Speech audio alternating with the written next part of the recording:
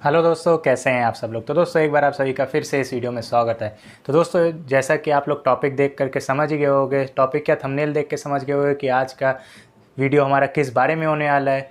तो फिर भी मैं एक बार बता देता हूँ आज की हमारी वीडियो होने वाली है। मैं आपको बताऊँगा कि क्या जिम छोड़ने से या जिम छोड़ने के बाद आपकी बॉडी ख़राब हो जाती है, क्या जिम छोड़ने के बाद आपकी बॉडी सही में, या ब्रेक लेने से अगर आपने 1-2 महीना ब्रेक लिया तो वहाँ पे आपकी बॉडी ख़राब हो जाती है, या आप जिम परमानेंटली छोड़ देते हो तो वहाँ पे आपकी बॉडी ख़राब हो जाती है।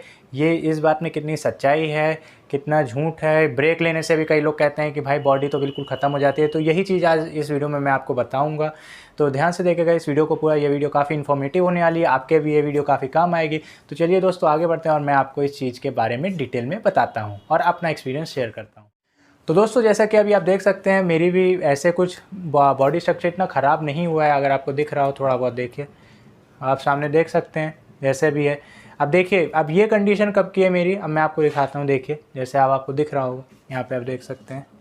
मैं अगर आपको डाउट हो रहा हो मैं अपना स्टमक भी आपको दिखाता हूँ। ये देखिए, ये मेरा स्टमक एरिया है, आप देख सकते हैं। ठीक है, ये ठीक है, ये मेरा स्टमक एरिया हो गया। आर्म्स आपने मेरे देख ही लिए। ठीक है, ये तो देखिए दोस्तों, बेसिकली मैं भी कोई ऐसा नहीं हूँ पर्सन जो मैं बहुत ही बड़ी बॉडी बनाने वालों में से हूँ, मैं कोई बहुत ही बड़ी मसल्स कैरी करने वालों में से हूँ। मैं भी एक वो पर्सन हूँ जो फिटनेस को फॉलो करता है, फिट रहना चाहता है, बस यही चीज़ मेंटेन रखना चाहता है। तो मेरी कंडीशन ये है, मैं ऐसे ही रहना चाहता हूँ। और देखिए अब होता क्या है कि यूजुअली अब काफ़ी सारे लोग एक ये मिथ डाल देते हैं कि आप अगर भाई जिम शुरू करी तो जिम को यार आखिर तक करना पड़ेगा, मरते दम तक जिम करना पड़ेगा वरना शरीर ख़राब हो जाएगी। ठीक है, ओके, ये एक बात हो गई। और दूसरा बात कि भाई अगर आप तूने यार ब्रेक लिया ना 1 महीना या 2 महीने का, तो तेरी ना बॉडी ख़राब हो जाएगी। ठीक है, ये दूसरी बात हो गई। अब देखिए दोनों बात का आप निचोड़ निकालते हैं, कंक्लूजन निकालते हैं, क्या निकलता है हमारा निष्कर्ष कह लीजिए आप। ठीक है, तो देखिए अब कितनी सच्चाई है ये आप अपने ऊपर भी प्रैक्टिकल करके देखे होंगे। आपने ऑब्जर्व ना करा हो, लेकिन मैं आपके साथ चीज़ शेयर करूँगा जो मैंने अपने ऊपर ऑब्जर्व करा। देखिए अगर आप मसल बिल्डिंग कर रहे हैं, अगर आप बल्किंग कर रहे हैं, अगर आप साइज़ गेन कर रहे हैं, वो भी डर्टी साइज़ गेन कर रहे हैं, अगर आप अपनी बॉडी में बहुत ज़्यादा फैट, एक्सेसिव फैट अगर आप गेन कर रहे हैं, ओके, तो वहाँ पे अगर आपने जिम से ब्रेक लिया और अगर आप ऑफ डाइट चले गए, पहले तो आप डर्टी बल्किंग कर ही रहे थे और वहाँ आप ऑफ डाइट चले गए, तो वहाँ पे आपके बॉडी के चांसेस ये बहुत ज़्यादा है कि आपकी बॉडी वहाँ एक्सेसिव फैट गेन करेगी। मैं यहाँ पे कुछ इमेजेस डालूंगा साइड में, आप देखिएगा वहाँ पे 100% चांसेस है कि आपकी बॉडी जो है वो एक्सेसिव फैट गेन करेगी।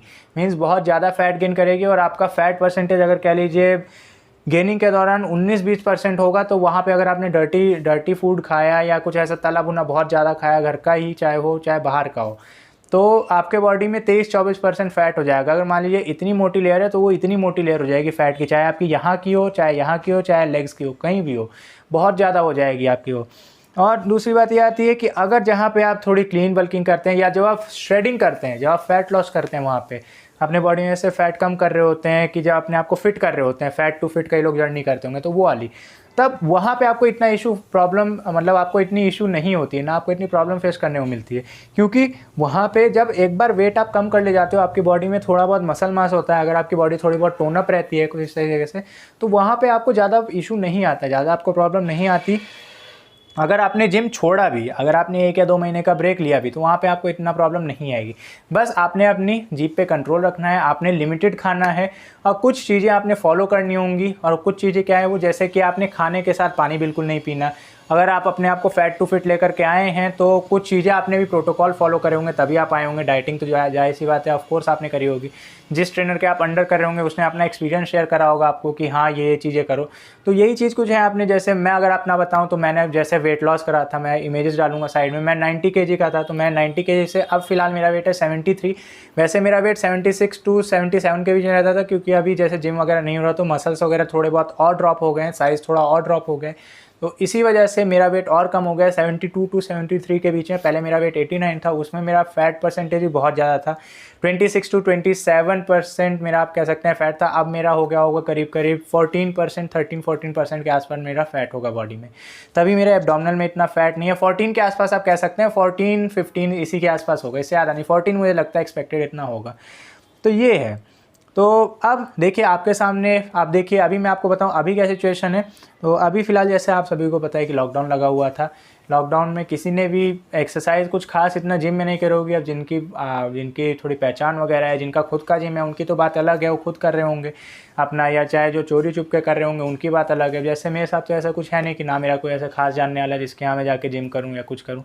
तो नॉर्मली मैंने होम बेस वर्कआउट करा था 1 या 2 महीना स्टार्टिंग में, फिर उसके बाद बीच में ब्रेक वगैरह हो गया था, विलेज वगैरह चले गए, तो वो भी कंटिन्यू नहीं हो पाया था।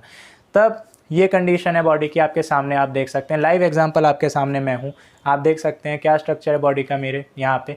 थोड़े बहुत बॉडी में शेप, टोनिंग वगैरह बॉडी में अभी भी है। अभी मैंने पिछले कह सकते हैं आप लास्ट 2 मंथ से मैंने कुछ खास एक्सरसाइज नहीं करी। बस मेरे घर में वो पुलअप बार है, वही लगा है, वो भी मैं बीच बीच में करता था ऑल्टरनेट डेज में, ऑन एंड ऑफ। और कुछ ऐसी खास एक्सरसाइज नहीं कि कोई बाइसेप्स की करी, कोई शोल्डर की करी मैंने, कोई ट्राइसेप्स की करी, ऐसे कुछ नहीं। सेपरेटली अपना ऐसे ही चल रहा था, इसमें मैंने कुछ ऐसा ऐड ऑन नहीं करा, जस्ट ऐसे ही। और सबसे बड़ी बात डाइटिंग, अगर आपको लग रहा हो कि मैं कोई ऐसी डाइट खा रहा हूँ, बिल्कुल नहीं। घर का खाना 2 टाइम केवल, वो भी जैसे पहले जब फैट लॉस कर रहा था मैं, तब मैंने 4-5 बार खाया था एक दिन में। प्रोटीन इंटेक मेरी थी 130 ग्राम 40 ग्राम के आसपास थी। अब घट के हो गई होगी 50 ग्राम, मुश्किल से 50 ग्राम भी अभी नहीं आ रही होगी प्रोटीन इंटेक मेरी।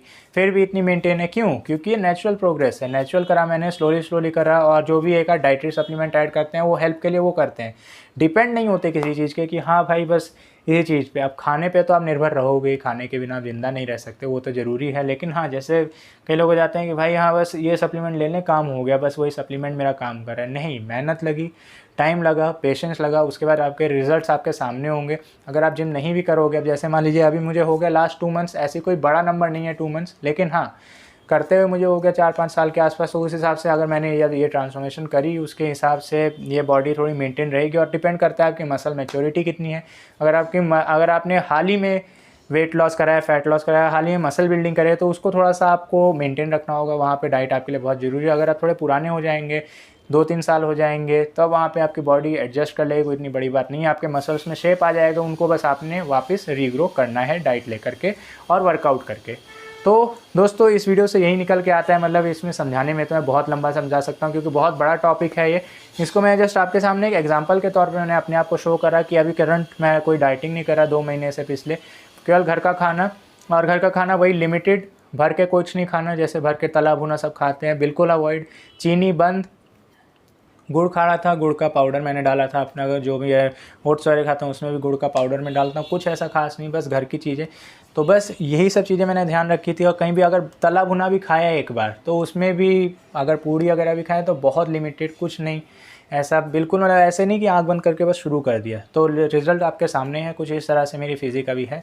अब मैं इसको वापस अगर बढ़ाना चाहूँ या घटाना चाहूँ, अगर मैं इसको वापस और थोड़ी शार्प करना चाहूँ, अभी जैसे थोड़ी बहुत कंडीशनिंग है, मैं इसको और शार्प करना चाहूँ, वैसे मेरी जो ट्रांसफॉर्मेशन थी वो रुक गई सी लॉकडाउन की वजह से। नहीं तो मैं ऑलमोस्ट अपने जो एब्डोमिनल एरिया है उसको क्लियर कर चुका था। तो खैर दोस्तों, ये वीडियो बहुत बड़ी हो जाएगी, इसको यहीं ख़त्म करते हैं।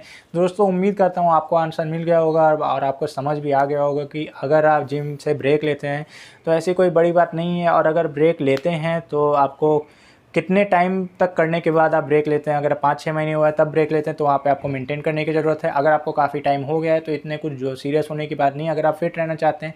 हाँ, अगर आप बड़े बॉडी बिल्डर हैं तो आपको ध्यान रखने की बहुत ज़रूरत है, आपका साइज़ वगैरह, तो आप ये चीज़ फॉलो करें और अपने आप को मेंटेन रखें। तो थैंक यू दोस्तों इस वीडियो को देखने के लिए। मिलते हैं अब अगली वीडियो में, तब तक के लिए bye bye and thank you for watching.